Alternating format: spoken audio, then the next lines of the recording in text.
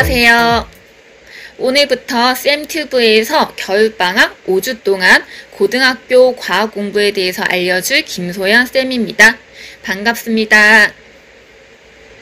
선생님은 현재 인천 세원고등학교에 근무하고 있고요. 전공은 지구과학 교육 전공이에요. 개인 채널도 운영하고 있는데 통합과학 강의 영상들과 지구과학 원 영상도 일부 있으니까 참고해 주시고요. 오늘부터 쌤튜브에서는 과학 공부의 필요성, 과학 공부 방법, 수행평가 대비 방법, 알고 있으면 유익한 과학 기초 내용, 그리고 과목 선택과 진로 탐색 시에 참고할 사항 등에 대해서 매주 월요일에 알려줄 테니까 한 주에 약 20분만 투자해서 과학 공부에 도움을 받았으면 좋겠어요.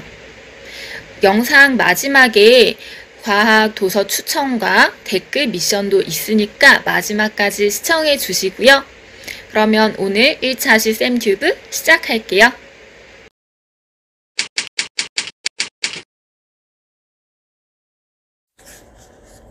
여러분, 과학은 무엇일까요? 여러분이 지금 이 영상을 보는 이유는 과학을 잘하고 싶어서이죠. 그러면 잘하고 싶은 대상인 과학이 무엇인지 먼저 알아야 되겠죠. 자, 네이버에서 과학을 검색하면 이렇게 나와요. 실험과 같이 검증된 방법으로 얻어낸 자연계에 관한 체계적 지식 체계. 그리고 위키백과에서 과학을 검색하면 이렇게 나와요. 사물의 구조, 성질, 법칙 등을 관찰 가능한 방법으로 얻은 체계적이고 이론적인 지식 체계. 즉, 과학은 실험이나 관찰이라는 방법으로 객관적으로 검증하거나 예측할 수 있는 지식 체계를 뜻해요. 그리고 우리가 보통 말하는 과학은 자연계를 대상으로 하는 것이기에 자연과학이라고 할 수 있죠. 그럼 자연과학은 어떤 분야로 나눌 수 있을까요? 물화생지라고 들어봤죠? 우리가 배우는 과학은 물리학, 화학, 생명과학, 지구과학으로 나눌 수 있는데요. 첫 번째 물리학은 우주와 자연에서 물체의 운동과 상호작용에 관한 보편적인 법칙, 이와 관련한 힘과 에너지의 작용 등을 연구하는 학문이라고 볼 수 있어요. 통합과학 교과서에 나오는 중력, 관성, 운동량과 충격량, 전압과 전류, 전자기 유도 이런 것들이 바로 물리학에 속하는 주제예요. 두 번째 화학은 원자와 분자의 수준에서 물질의 성질과 구조, 에너지의 변화 등을 연구하는 학문인데요. 통합과학에서 다루는 원자의 구조, 주기율표, 화학 결합, 산화와 환원 반응, 산과 연기, 중화 반응 등이 바로 화학의 영역이죠. 그 다음 생명과학은요. 살아있는 생물체와 생명 현상에 대해 연구하는 학문이고요. 통합과학에서 세포의 구조, 세포막을 통한 물질의 이동, 효소의 작용, 단백질과 핵산, 유전 물질의 전달, 생물의 진화, 생태계 평형 등이 생명과학에 속해요. 마지막으로 지구과학은요. 지구를 구성하는 시스템인 직권, 수권, 기권의 특성과 관련된 자연현상을 연구하는 학문인데요. 여기에 천문학도 같이 통합해서 배웁니다. 통합과학 앞쪽에 나오는 우주, 별의 진화, 지구의 형성 과정, 물과 탄소의 순환, 판구조론, 지질시대의 화석들, 지구온난화와 엘니뇨 같은 기후변화 등이 바로 지구과학에 속하죠. 여러분, 이제 물화생지 각 과목의 특성을 조금은 알겠죠? 물론 이 네 과목은 완전히 별개의 학문은 아니에요. 연구하는 대상이 겹치기도 하고 서로 도움을 주고받으면서 발전하는 관계이기도 해요. 우리가 살고 있는 이 지구와 주위에서 일어나는 현상들을 설명하기 위해서는 물리학, 화학, 생명과학, 지구과학 이 네 영역에 대한 통합적인 이해가 필요해요. 그래서 우리는 고등학교 1학년 때 통합과학을 필수로 배우는 거예요. 그러면 본격적으로 과학을 왜 배우는지, 왜 공부해야 하는지 알아볼게요.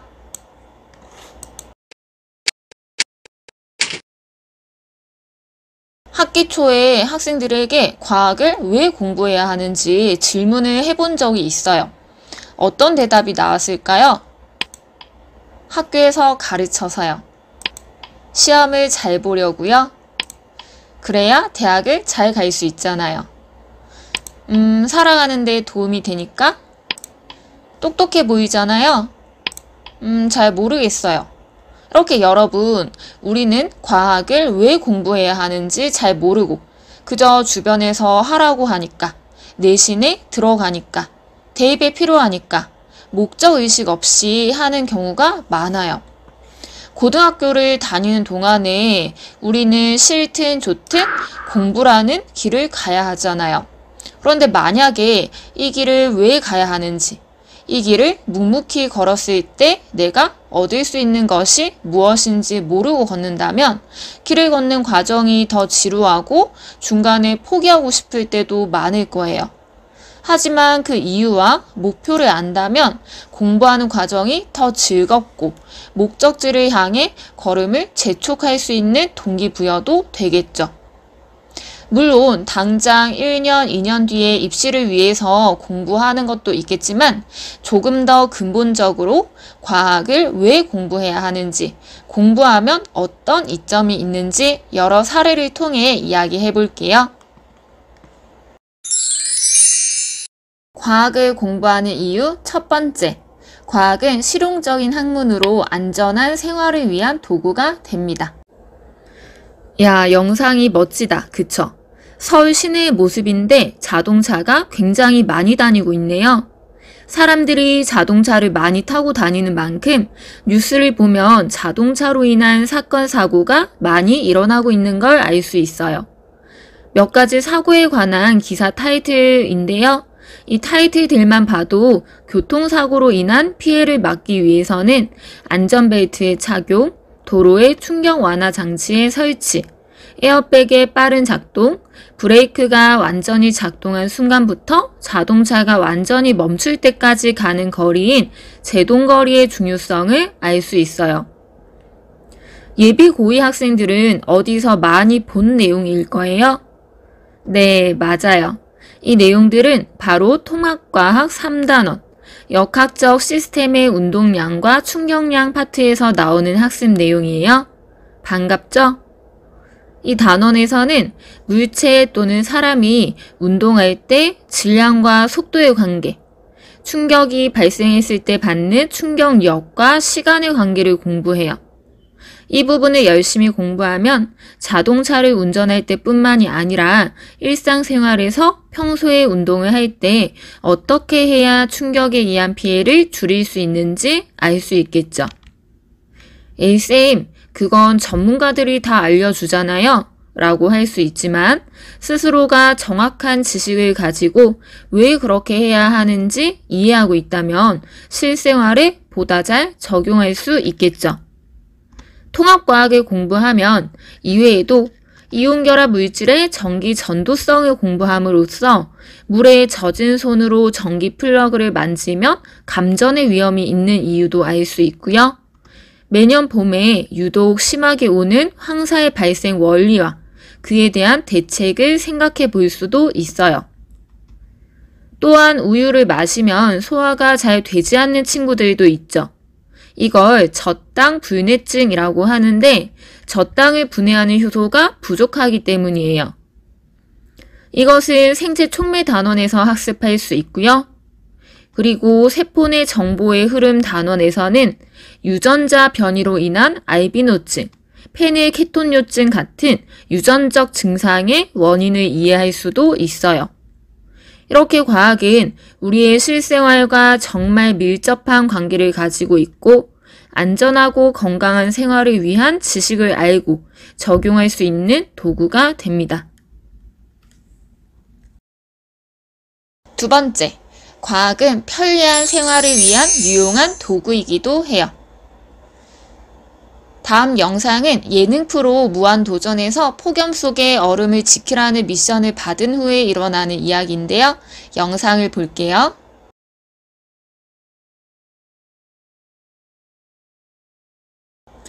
자, 얼음에 소금을 뿌리면 정말 소금이 안 녹을까요? 아마 올해 통합과학을 공부한 예비 고2 학생들은 답을 알 거예요. 다음 장면을 볼게요.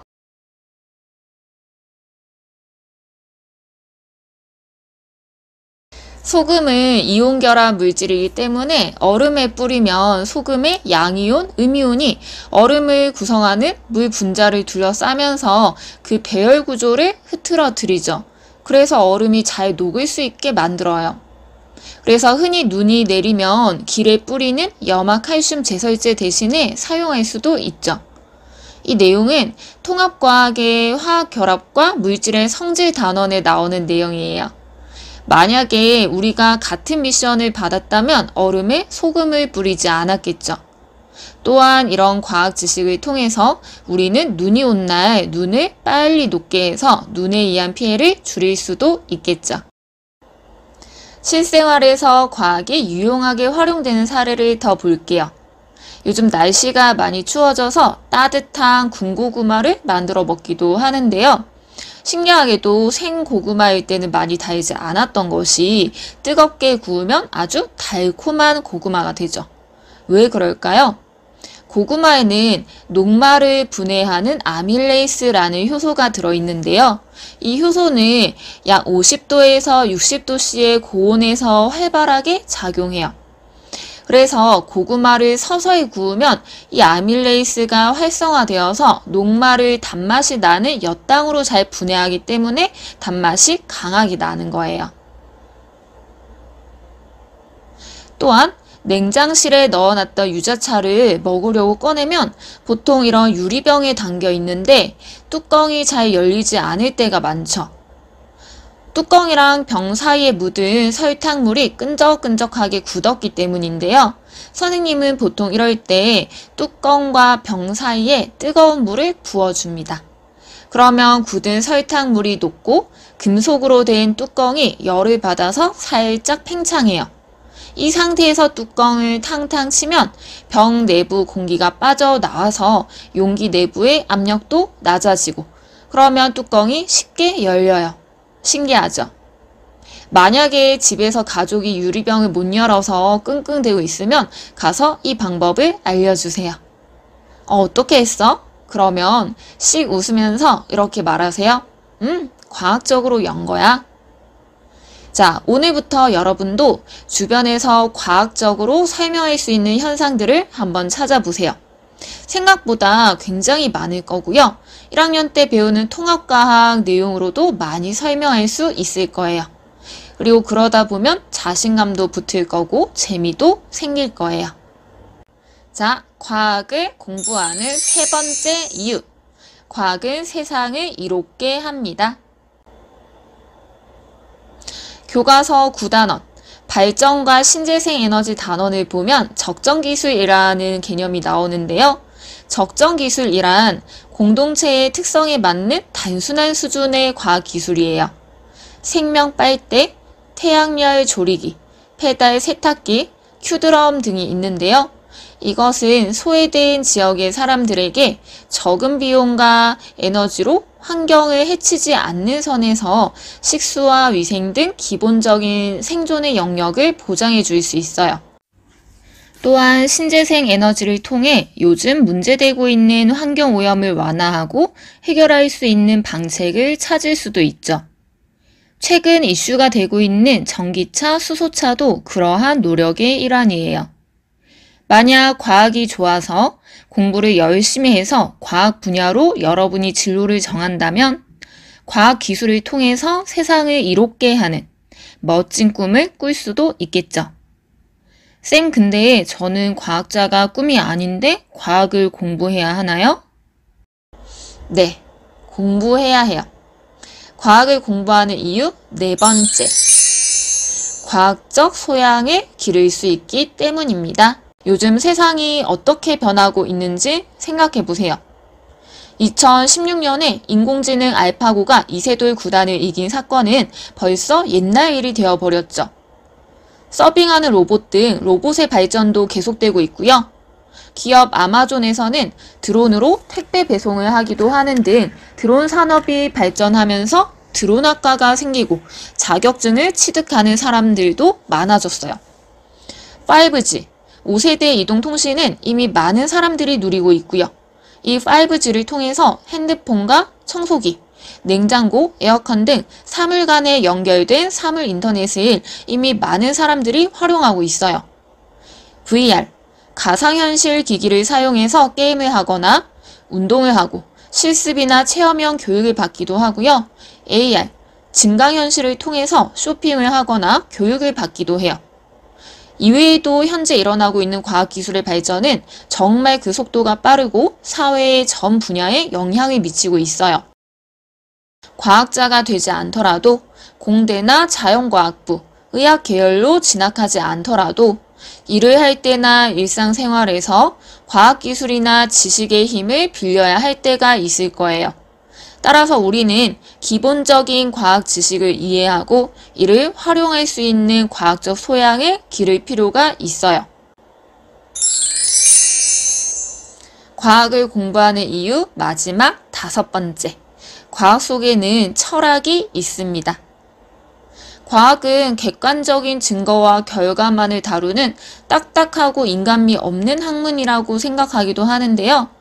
과학이라는 것은 결국 우리가 살고 있는 이 우주와 지구, 자연에 대해서 그리고 생명체인 우리 인간에 대한 학문이기에 과학을 공부하다 보면 물질과 생명의 존재에 대한 근원적인 물음에 대해서 그 해답의 실마리를 얻을 수도 있고요. 따라서 삶을 어떻게 살아가야 되겠다라는 삶의 방향성을 생각하게 되기도 합니다. 다음은 선생님이 작년에 통합과학에서 별의 진화 과정을 가르치면서 영상으로 넣었던 건데요. 잠깐 시청해 볼게요. 여러분 밤하늘을 보면서 생각해 보세요. 우리와 우리 주위의 모든 것은 어디에서 왔을까요?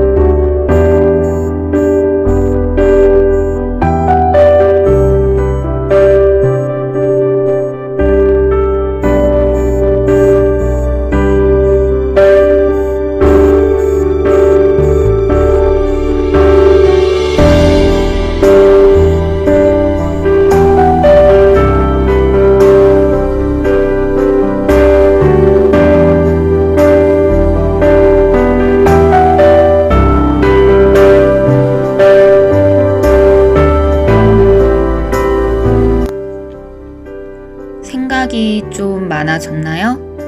다음은 작년에 선생님이 가르쳤던 학생들이 별의 진화 과정을 학습하고 남겨준 메시지들이에요. 잠깐 화면을 멈추고 선배들이 어떤 생각들을 했는지 살펴보세요.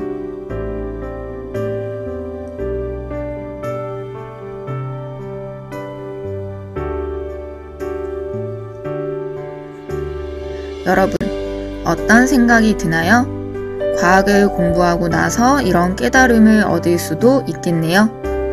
이렇게 우리는 과학 공부를 통해서 지금 살고 있는 이 지구와 우주에 대해서 그리고 나 자신에 대해서도 성찰할 수 있는 계기를 가질 수 있을 거예요.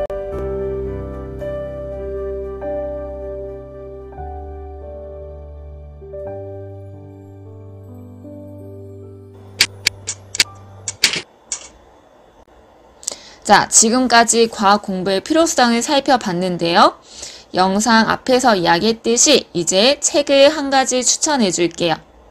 미래를 읽다 과학 이슈 10일인데요.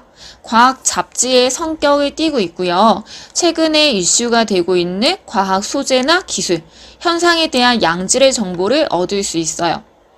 한 권에서 다루는 이슈가 총 11가지여서 과학 이슈 10일이고요. 지금까지 시즌 10일까지 나왔는데 표지에 보면 해당 책에서 다루는 11가지의 이슈가 키워드로 제시되어 있어요. 그래서 꼭 시즌 1부터 10일까지 다 보지 않더라도 관심이 가는 주제가 있는 책을 골라서 봐도 괜찮아요. 그리고 책을 구입해도 좋지만 학교 도서관이나 지역 도서관에 가면 대부분 비치되어 있을 거예요. 대여해서 흥미가 가는 주제 위주로 읽어도 괜찮겠죠. 최근에 어떤 이슈가 있었는지 과학 배경 지식도 업그레이드하고 또 정보성 글을 꾸준히 읽음으로써 언어 독해 능력도 향상할 수 있을 거예요.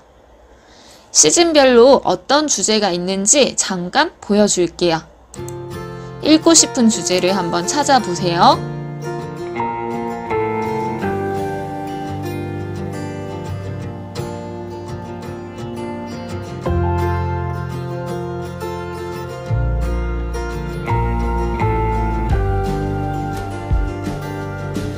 읽고 싶은 주제를 찾았나요? 찾았으면 당장 도서관으로 가세요. 세상을 보는 여러분의 눈이 넓어질 거예요.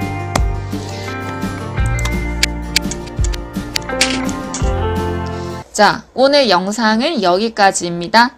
영상을 다 시청한 학생들은 아래 댓글에 이번 겨울방학 과학 공부에 임하는 자신만의 목표와 자신과의 약속을 댓글로 작성해 보세요. 선생님이 확인하고 답글 달아줄게요. 그럼 다음 주 월요일에 만나요. 안녕.